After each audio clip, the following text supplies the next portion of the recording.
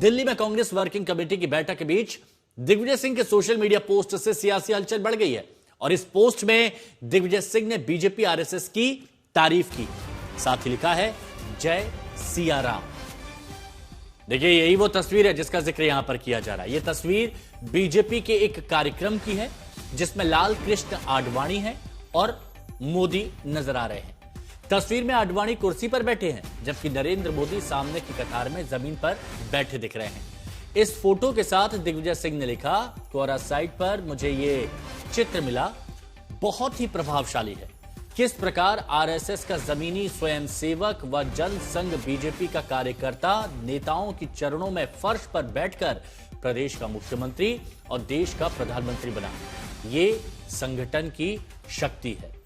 अब ये दिग्विजय सिंह की तरफ से किया गया, आरएसएस की तारीफ की गई और यह बताया गया कि फर्श पर बैठकर प्रदेश का मुख्यमंत्री और देश का प्रधानमंत्री बना और यह संगठन की शक्ति है। नीचे लिखते हैं जय सिया राम। अब ये तंज है, कटाक्ष है, तारीफ है, ये क्या है आप समझिए, क्योंकि कांग्रेस वर्किंग कमेटी की बैठक चल रही है। एक तरफ कांग्रेस वर्किंग कमेटी की बैठक है और दूसरी तरफ दिग्विजय सिंह का यह पोस्ट है जिसमें दिग्विजय सिंह यह बताने की कोशिश कर रहे हैं कि आरएसएस बीजेपी में जमीनी स्तर का जो कार्यकर्ता होता है वो ऊंचे पद तक पहुंच सकता है, वो मुख्यमंत्री भी बन सकता है, वो प्रधानमंत्री भी बन सकता है। यह दिग्विजय सिंह का यह पोस्ट है जिसमें वो कह रहे हैं कि यह संगठन की शक्ति है। और दूसरी तरफ कांग्रेस के बड़े नेता इस वक्त संगठित हैं। सीडब्ल्यूसी कांग्रेस वर्किंग कमेटी की बैठक चल रही है, थरूर भी हैं उसमें, कांग्रेस अध्यक्ष खड़गे भी हैं, राहुल गांधी भी हैं, सोनिया भी हैं और दिग्विजय सिंह का यह पोस्ट आप कांग्रेस पर तंज के तौर पर देखा जा रहा है। मौसमी हमारी सहयोगी इस वक्त हमारे साथ जुड़ी है।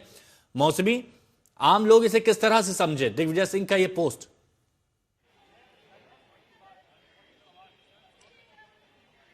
एक वक्त था जब दिग्विजय सिंह को लोग जो है कांग्रेस पार्टी का चाणक्य कहलाते थे और कहते थे, और यही वजह है कि आप देखिए जब दिग्विजय सिंह कुछ लिखते हैं तो उसके कई मायने हो जाते हैं।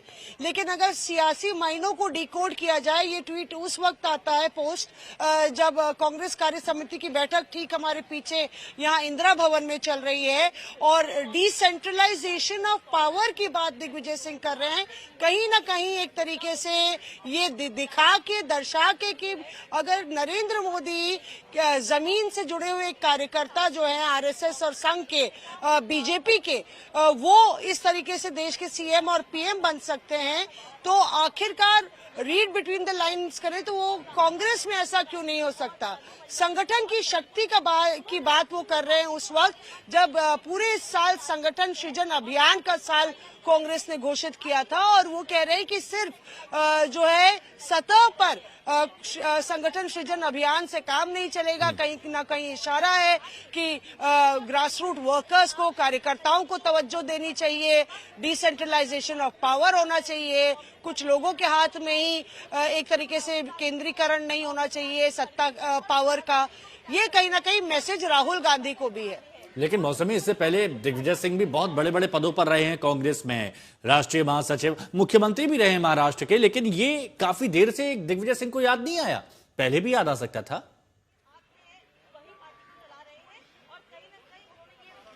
देखिए, हर चीज की सियासत में टाइमिंग होती है और कहते हैं कि पॉलिटिक्स में कोई भी समय बहुत लंबा नहीं होता, हर एक मिनट में अलग कहानी होती है। तो दिग्विजय जी मध्य प्रदेश के मुख्यमंत्री भी रहे और लगातार फिर उत्तर प्रदेश के इंचार्ज उस वक्त थे जब राहुल गांधी उत्तर प्रदेश में सियासी जमीन तलाश रहे थे।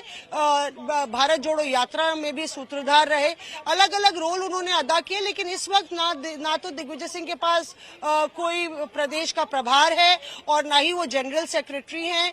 लगातार सुगबुगाहट कांग्रेस में वर्किंग प्रेसिडेंट्स बनाने की है। खास तौर से प्रियंका गांधी को लेके उन्होंने एक डिसेंट्रलाइजेशन ऑफ पावर का ट्वीट किया है जिसमें प्रियंका गांधी को भी टैग किया है। प्रियंका गांधी की बड़ी भूमिका को लेके लगातार कयासबाजी कांग्रेस भीतर खाने भी चल रही है। तो खुद भीतर झांकने की कोशिश कांग्रेस करे, ये दर्शाने की कोशिश या बताने की कोशिश कोड लैंग्वेज में दिग्विजय सिंह कर रहे हैं। मौसमी, थोड़ा और स्पष्ट होने के लिए ये सवाल मैं आपसे पूछ रहा हूं कि आप जहां इंदिरा भवन में इस वक्त मौजूद हैं, क्या इस सीडब्ल्यूसी की बैठक में दिग्विजय सिंह शामिल थे? अंदर ऐसी कोई चर्चा? देखिए, सीडब्ल्यूसी की बैठक जो है एक पार्टी की हाईएस्ट डिसीजन मेकिंग बॉडी होती है। जब भी कोई रणनीति को लेके फैसला होना होता है या चर्चा होनी होती है, और क्योंकि ये इस साल की आखिरी बैठक है तो अगले साल किस तरह से कांग्रेस को जीवंत करना है, किस तरह से चुनाव जीतने हैं, असम है, बंगाल है, काफी क्रूशल चुनाव है, उनको जीतना है, उन पर चर्चा हो रही है। और पीछे दिग्विजय सिंह समेत तमाम जो बीजेपी माफ कीजिएगा, कांग्रेस के जो जितने लीडर्स हैं वो इस बैठक में मौजूद हैं। दिग्विजय सिंह खुद भी अंदर हैं, शशि थरूर आए हुए हैं, तमाम चीफ मिनिस्टर्स मौजूद हैं। और पीछे आप देख रहे हैं, आप बैठक लगभग खत्म हो गई है। 2:15 बजे राहुल गांधी और मल्लिकार्जुन खड़गे की प्रेस कॉन्फ्रेंस भी है, जो कि मनरेगा और तमाम मुद्दों को लेकर होगी। लेकिन मुझे बताया गया है कि भीतर भी ये सवाल खड़े हुए हैं कि पार्टी में डिसेंट्रलाइजेशन ऑफ पावर होना चाहिए। कुछ ही लोगों पर सारे फैसले और कुछ ही लोगों को सब पूरा पार्टी का पावर नहीं देना चाहिए, ताकि ग्रासरूट तक कार्यकर्ताओं की सुनवाई हो सके। अब पीछे हलचल जो है तेज हो गई है। राहुल गांधी, प्रियंका गांधी, सोनिया गांधी समेत पूरे तमाम देश के जो जितने भी बड़े नेता हैं वो बिल्कुल। अब मौसम में ये कह सकते हैं कि इस साल की आखिरी कांग्रेस वर्किंग कमेटी की बैठक थी, लेकिन अपने साथ में एक अहम सवाल भी छोड़ गई है जो दिग्विजय सिंह ने भी यहां पर उठाया। शुक्रिया आपका हमारे साथ जुड़ने के लिए।